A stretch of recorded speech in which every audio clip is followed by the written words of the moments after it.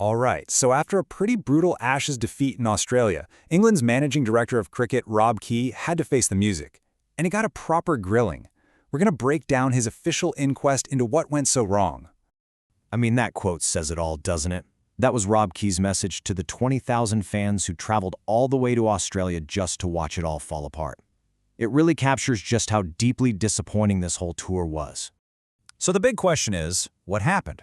Well, according to Key, it wasn't just one thing, it was more like a domino effect, a whole series of missteps that just snowballed out of control. So, let's dig into the evidence from this post-mortem. Okay, Exhibit A, and this one is huge. According to Rob Key himself, the most critical failure happened before a single ball was even bowled. The whole tour was basically built on a shaky foundation from the get-go.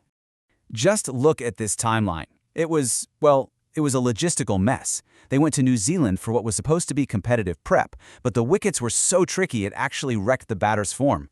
Then you've got the squad split in two over in Perth, and to top it all off, the practice pitches weren't anything like what they were about to face. They were playing catch-up before the first test even started. And here's where you really see that gap between the plan and what actually happened. They wanted to show up sharp and settled. The reality? The total opposite. Key puts it bluntly, it didn't work. You know, it's pretty damning when the criticism is that you can plan a mid-tour holiday, but you can't sort out a proper practice session. Ouch. So, with the preparation in absolute shambles, the spotlight naturally swings over to England's super aggressive style of play, right? Bazball. The big question became, was the philosophy itself the problem? And this really gets to the heart of it. For years, the team's whole identity has been about how you play, with this positive attack-first mindset. But you know, during the Ashes, the simple question of how many runs you scored told a pretty brutal story of batting collapse after batting collapse. Wow. I mean, that is just a stunningly honest admission from the man in charge. He's not blaming the philosophy, he's blaming the execution. He's saying the players were making poor, dumb decisions under the gun. It wasn't the game plan that was flawed, it was how they applied it. So if you're playing what your own boss calls dumb cricket, on the field, it's no surprise that the off-field culture is going to get put under the microscope too.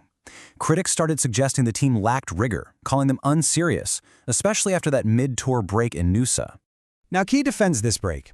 He says it's basically a necessity for modern players who are under this insane, constant pressure. He argues they need that time to mentally recharge. But he also knows there's a perception problem. When you're getting hammered, a trip to a beach resort just doesn't look great, does it? So, who's actually to blame for all this? Well, while the players definitely didn't perform, Key is really clear that the buck stops at the top. He keeps saying, "That's on us," pointing the finger squarely at the management for failing to get the preparation right, which made it impossible for the players to succeed.